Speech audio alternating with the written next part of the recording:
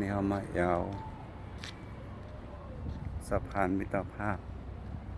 เมืองมานเมืองลาวที่ป่าแล้วจึงลาวเมืองสิงห์โอ้สะพานยังใหญ่แต่ละน้ำพอได้มาหัน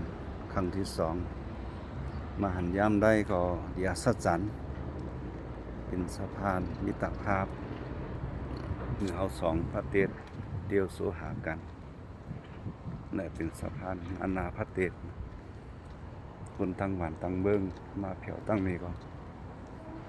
เที่ยวตังมาไหลเหมือนกันวันนี้เป็นปืดตั้งเขาแล้วนะเขาขามออกเขาออกระหว่างเมืองลาวกับเมืองมาน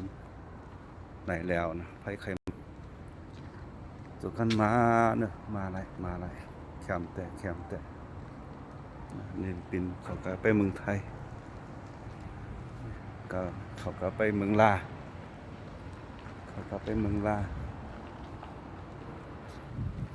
สาธุขอให้เจอกันมาแอวต้องบานต้องเบิงคือเกิดความสุขสวัสดีมีสันติภาพ